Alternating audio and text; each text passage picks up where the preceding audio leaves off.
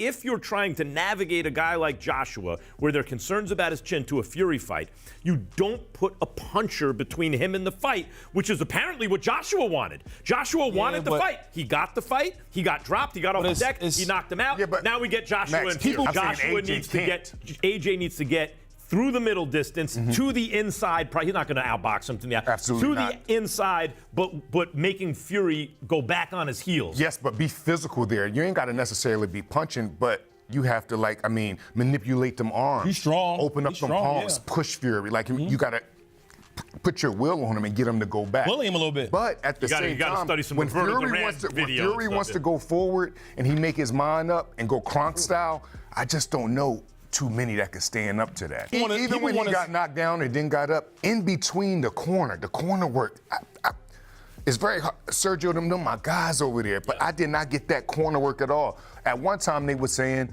get up. You can't do this. You can't do this. At a high-level fight like this with this much at risk, you would think, I would have to say that was worse than Teofimo corner against the I think the Thrill in Manila is probably the most brutal fight of all. Yes, fight of his life. So what if Fury is like that? Fury has certain things in common with Ali, not just stylistically, but the big personality, the ego, all that stuff. Max Kellerman is not questioning Anthony Joshua's power or skill. He is questioning those weaknesses he believes Tyson Fury is built to expose. Anthony Joshua's punch resistance right now does not look good. He did not get hit. That was a 40% shot, but it was on the money. On the money. He got hit on the button by an uppercut, and it wasn't like he was out, but his legs went a little bit. Yes. That does not bode well for him against Tyson Fury, who, whatever Fury's punching power, he's a big guy who, when he sits down, he can punch, right? After getting dropped by Prenga, AJ has raised serious concerns, with Kellerman and the panel questioning whether the weaknesses in his fighting style could prove costly against Fury. To show him how to stay away, and also an excellent jab. Joshua doesn't have that, and since the knockout to Ruiz, it just seems like every time he's in there with somebody, he's so worried about the chin. I think the punch resistance is just gone. On the second half, I have all the respect for Joshua, but I just don't think he can take a punch anymore. Let me just say one more thing about the heavyweight division. I think there's a tendency, and it feels logical. If a heavyweight hits a heavyweight, it's like a lightweight hitting a lightweight, because proportionally they're the same size to each other. It's not like that. The human body, as you get bigger, you can generate, it's a multiplier in terms of the force you can generate. Yes. It's not just like you add the pounds. And the human body can only take so much punishment no matter how big you are. A 250-pound guy can generate such force with the right hand, especially if he knows how to throw it, and Prenga does with the right hand. Rejecting comparisons between Fury and Prenga, Mike Coppinger believes Fury is in top form and has everything needed to stop AJ. What did you think of the Gypsy King? Because, because of the way the media is now, you can catch it on social media before they delete the video. Max, I think it's intellectually dishonest for anybody to compare Fury's performance against Walk to Joshua's performance against Prenga. Like you said, 3 weeks notice. Just wanted to stay busy. Purposely did not put this on TV. It's not a 10-week training camp fighting in a main event like AJ. He just wanted something to stay in shape, stay in the gym. And when you see the highlights, clearly he's still light on his feet. His jab is still sharp. I think I would make Fury a major favorite against Joshua personally. I don't think he's at his best anymore, but I don't think he's he's not shot. Maybe he's faded. By stoppage or distance. Stoppage, dude. Kidding me? I'm going to see him come forward against Deontay Wilder like in that second mean Joshua? Yes. Despite the concerns around AJ, Fury has faced criticism too, with Wade Plemons calling his fight with Watch the most pathetic yet and claiming he is completely washed up. I'm shocked at how bad Tyson looked. He looked bad, but at least Makhmudov has, got a pulse and he's got some power in his hands and you can neutralize him. But even then, you're talking about a slow, methodical, flat-footed heavyweight. He got a more slow, less dangerous, way older, less talented, barely should be even considered a pro heavyweight in there, and still kind of struggled to look like he was any version of the old him. Holy shit, Tyson is cooked. He's washed. If you can't see it now, I don't know what to tell you. After watching AJ against Prenga, Wade has changed his stance, now believing Fury looks back to his best somehow, while Joshua's chin appears to be fading. AJ's chin is shot, and AJ is not the boxer that Tyson Fury was. I don't know about is anymore. He has massive power in his hands, so sure, he's got a puncher's chance, but I'm swinging all the way back toward Tyson Fury at this point.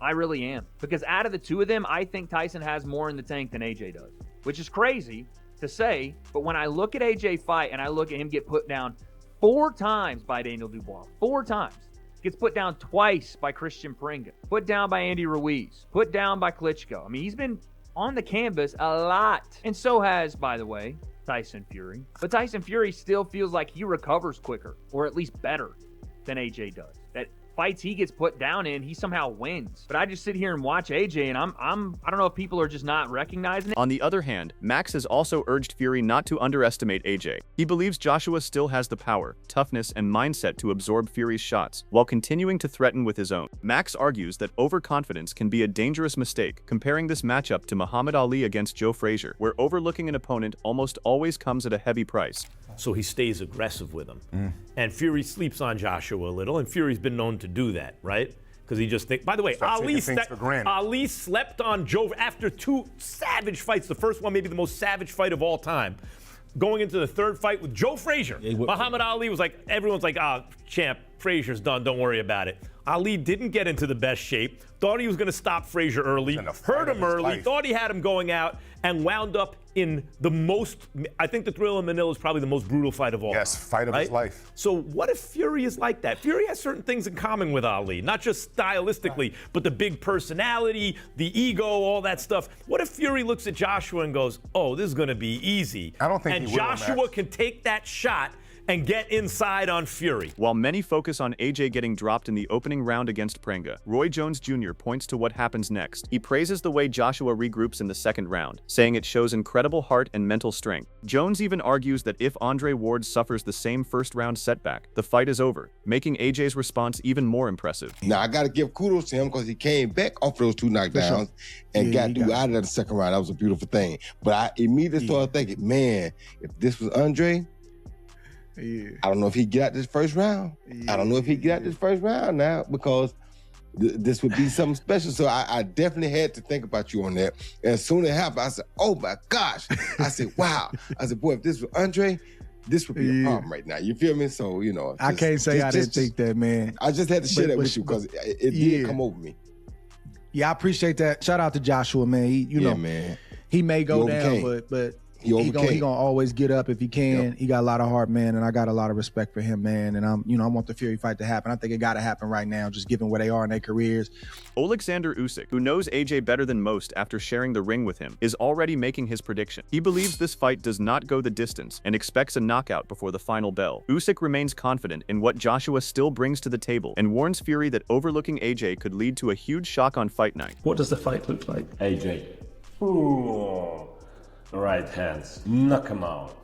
6 rounds. Stepping into the conversation, Tony Bello believes this is the right time for AJ to beat Fury. While he stops short of predicting a knockout, Bello feels the timing has never been better for this fight to happen. With Fury's recent performances raising serious questions, he believes Joshua has a genuine opportunity and could come away with the biggest win of his career. That's the one thing, that's the one narrative that I can't. I'm going on the last 2 performances, I would be on Joshua's side. I'm not sure if it's. I'm not saying Anthony Joshua knocks out, but what I am saying is, this is the most likely that Anthony Joshua will defeat Tyson Fury because over the years, that I don't think that was as likely. I really don't, because it's just where it's the positions they both are. Boxing is all about timing, and the timing, I don't care what anybody's opinion is, it favors Anthony Joshua massively. That's just the way it is, because Tyson Fury, when he's at his pump, is a problem. Bello also points to Fury's current physical condition, insisting he is no longer the fighter he once was. In contrast, he believes AJ continues to improve with every fight and every training camp. According to Bello, Fury only gives himself a real chance if he gets back into peak shape. Based on what he sees today, he believes Fury is the one most likely to lose this matchup. The guy's 6'8" and can start moving around like a light heavyweight. It's ridiculous what he's got. The actual assets and abilities and attributes that he has, he's a freak. You shouldn't be able to move the way he moves and be that big and heavy and have hands as fast as his. That's clearly, that side of him's clearly losing it now. And AJ, to be fair to him, athletically, has only ever got better. And I'm talking about athletically here. I'm not talking about his ability. I'm talking as an athlete. He only gets better because he's that Spartan who lives the life and he's constantly in the gym. You look at Anthony Joshua when he's on holiday, he looks the exact same as when he's in a ring fighting. Yeah. You look at Tyson Fury when he's out the ring and look at him it's 2 different human beings. and that will show at some point. So if this fight was made 18 months especially ago... they're getting a little bit older as well. Furthermore, Bellew also pushes back against the narrative that AJ has completely lost his punch resistance. He believes the real test is whether a fighter can recover after being hurt, and Joshua continues to prove he can. Bellew points to Joe Joyce as an example of what declining punch resistance truly looks like, insisting AJ is nowhere near that stage and still has plenty left. The fellas who are dropping, it's Daniel Dubois. Yeah. He flatten lines everyone. Whoever he hits. And this Prenga, he's had 20 fights. I'm not saying that at a high level, because they're not. He could have knocked 20 cab drivers out as well. Yeah, that's it. He could have knocked 20. The fact is, he can punch. So if AJ's getting dropped, like I said, in meaningless against opponents who can't punch, that's when you go, the resistance is completely shot. That's it, yeah. But he's getting dropped against punches. So for me, that's a little bit, once again, you're jumping on everyone else's narrative and kind of just throwing that out there. You're not looking into it and going, well, he's getting dropped by... Joe Joyce went from taking everything Daniel Dubois could throw at him to getting dropped by Derek Chisora. As for Joe Joyce, he now sees Fury as the clear favorite. He believes Fury's recent performances have convinced him that the momentum has shifted, leaving behind the long-held belief that AJ would come out on top. Even so, Joyce still outlines a path to victory for Joshua, explaining exactly what AJ must do if he wants to defeat Fury when they finally meet. Joshua versus Fury. I always thought Joshua would beat Fury originally, but now you can just see the levels and how mobile and agile, and also the firepower that Fury has as well. But yeah, again, it's heavyweight boxing, and it'll be an exciting fight. But I can see Fury as a clear winner, I think, unless Joshua can hit him with a load of shots and he stays down. But it's unlikely. Carl Frosch has urged AJ to retire, but with so much at stake for a fight against Fury, he doubts Joshua will walk away now. Instead, Frosch believes AJ should spend time sparring with strong, durable heavyweights who can absorb big punches, giving him the best possible preparation before stepping into the ring with Fury. Or he's going to end up getting seriously hurt. So, having said all that, Anthony Joshua has got two options. Option 1, retire. Option 2, fight Tyson Fury, which he's probably going to do. There's a lot of money at stake here. There's a lot of people around him blowing smoke up his ass, stroking his ego, telling him what he wants to hear. A lot of yes men. So this fight's going to happen. And we're hearing it's going to be in New York, which is a fucking piss take, by the way. This fight should be on British soil, but you know what I think about that. So AJ needs to just get his mind on the job. Get himself... I don't know who he's sparring. How does he spar if he can't take a punch? Who's he bringing in? Is it just going to be technical sparring where you're doing light jabs and light right hands and just sort of touching each other just to get the range and get yourself that distance and timing? But he can't be bringing anybody in that can punch at all. Frosch understands the magnitude of this matchup, but believes calling it a battle to decide the greatest of the two is unfair, because both fighters are past their prime. Even so, he says the fight will reveal exactly how much each man has left. Based on what he has seen recently, Frosch believes Fury holds the edge and is the more likely winner. He can't fight anybody in the top 10. No, but go through the names from number 1 to number 10. Anthony Joshua cannot step in the ring with them at all in the current state.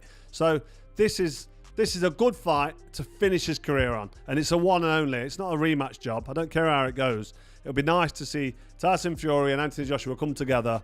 Somebody take the bragging rights. Somebody win. You know who I think's going to win, and just sail off into the sunset, because Tyson Fury also needs to turn it in. It's going to be difficult for Tyson Fury to retire because he loves the game, but they're both past the best, and this fight isn't about who's the best, and that's a bit of a shame. It's not who's the best fighter out of the two. It's about who's got more left. Who's less shot to bits will win this fight. A number of boxing voices have made AJ's chin the main talking point, but Fraser Clark believes the focus should shift toward what Prenga actually had to offer. According to him, getting caught with the first shot is not something that deserves endless criticism, as fighters often face moments like this. The bigger question, he says, is why Prenga failed to recover after Joshua's finishing shot. He literally had nothing left in his legs and in the tank whatsoever. Well, if that's the case, you know, he's had a bit of a drama then, hasn't he? Because to be like that after the first round is a nightmare. And to be honest, I think the question on everyone's lips was, why didn't he go for it? And to have nothing left after the second round, if it was the 10th round, you can understand it, but the second round, I'm not buying that. He got caught off some huge shots of one of the biggest punches in the division. So I can understand him, you know, being put out. But there's no excuses. I think if he had anything about him, the second round he should have jumped on Anthony Joshua and tried to finish the job. I think he was shocked himself of that Joshua had gone down in the first round, and it looked like a bit of a rabbit in the headlights to me. Sharing his thoughts, Tim Bradley points out what Prenga actually did and how he used his tactics to create the moment where Joshua was dropped. However, he is not buying into the narrative that AJ should retire. While Bradley admits Joshua has looked shaky and been hurt a few times, he believes those moments alone are not enough to erase everything the former champion still brings inside the ring. Anthony Joshua is this, he's that, oh my God, he's washed, he needs to retire, and all this crazy stuff that everybody's saying. Hey, but look, when I was watching, I'm not gonna lie, I was entertained. I'm not gonna lie, I was entertained, especially coming out in that first round, right? He gets clipped with that uppercut. You know old Prenga, you know exactly what he did, right? You know he pulled down his head and caught him with a short little uppercut. Joshua never saw that punch coming, and of course, early on, you know, you can get hit. You know that guy Prenga got some heavy hands, so I mean, you get hit on that chin, man, hey, it can make your legs do some crazy things. Anthony Joshua is no secret that he's a little bit chinny. You know, nowadays he is. You know, anybody that he faced that got punching power, you know, you always got to be a little iffy with Anthony Joshua. Bradley speaks his mind, insisting that Joshua does not just get knocked down once or twice, but 3 times, matching the narrative presented by Prenga's manager Keith Sullivan. However, he highlights one crucial point: how Joshua recovers and responds after adversity. According to Bradley, the way AJ turns the fight around in the second round shows his current level, and he believes people are purposely ignoring that aspect. However, we can say all of that. Did you not see the response? Okay? Did you not see the response? See, so like you can get knocked down, right, and be a little bit chinny, but how you react after the knockdown, that's what's important. Now, if he would have laid down and let Prenga just beat on him and not fought back, right, then this would be a completely different topic right now in the sport. We would say we don't even want to see the Fury fight at the end of the damn day, but nah, that's not what happened. What ended up happening was that Joshua turned it up. He turned it up. Yes, he did.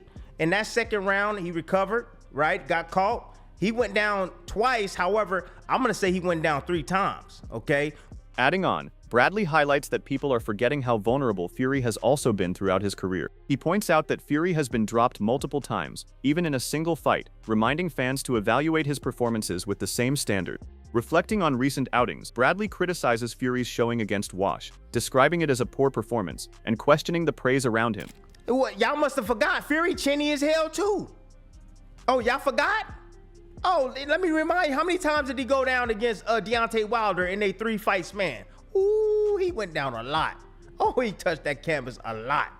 Yeah, he has about at least 6 times, right? Oh, yeah.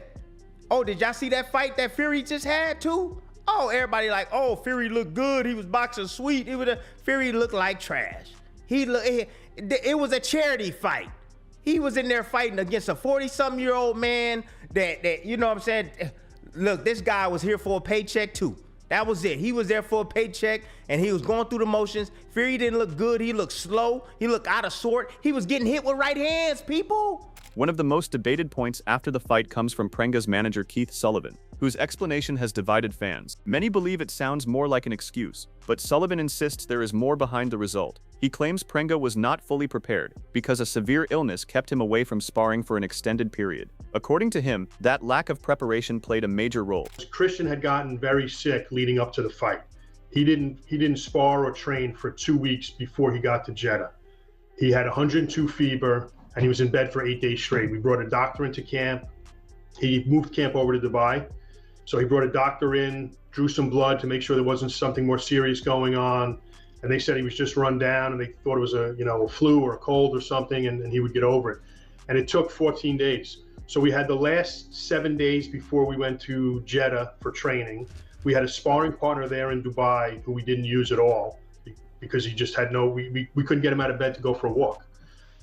In the first round, he came out and just gassed himself out. Sullivan shared further details, claiming Prenga's mindset changed the moment the second round started. He says the fighter stopped listening to his corner and admitted he felt as if he had returned to the hospital bed he had recently left. According to Sullivan, Prenga was present physically against Joshua, but mentally he was still dealing with the impact of the challenging health situation he had gone through.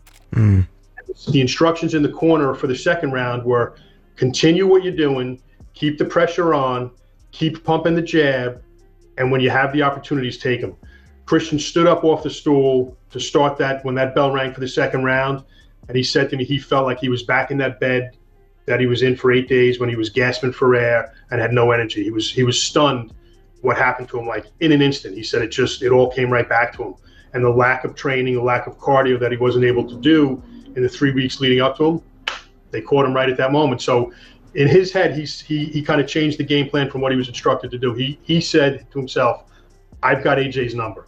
I've knocked him down 3 times. I don't care what anybody says. It was 3 knockdowns. Those ropes held him up absolutely in between the 2 counted knockdowns. You see his body flop back. Despite all the doubts, interest in Fury versus AJ remains stronger than ever. Ariel Helwani believes the recent knockdown has added another layer of intrigue, making fans wonder if Fury can take advantage and possibly score a stoppage. While some argue the fight is more entertainment than an elite-level showdown, due to both fighters being past their prime, they still expect a memorable battle filled with drama. I got some texts from people outside like, I'm less excited now. I'm like, what are you talking about? If anything, I'm more excited because AJ just almost got knocked out, which leads me to believe that maybe he's at the end of the road and maybe he may get knocked out as well. Like, there is nothing that suggests to me that this is going to be a boring fight, that it's going to be a glorified sparring session. I'm less excited. You're less excited. They've both clearly shown that they are not high-level fighters anymore. What? Wait, but doesn't that make it a good matchup? It makes it more fun. It doesn't make it a good fight. Okay, tell me, GC. I think it will be an exciting fight. I think the fact that, AJ's chin has been tested. We've seen it. He's been knocked down several times in recent fights. The AJ versus Fury debate is only getting louder, with experts split between Joshua's resilience and Fury's experience. But the real answer will come when these two finally share the ring. Do you believe AJ can silence the doubters, or will Fury prove he still has what it takes? Share your prediction and subscribe for more boxing updates.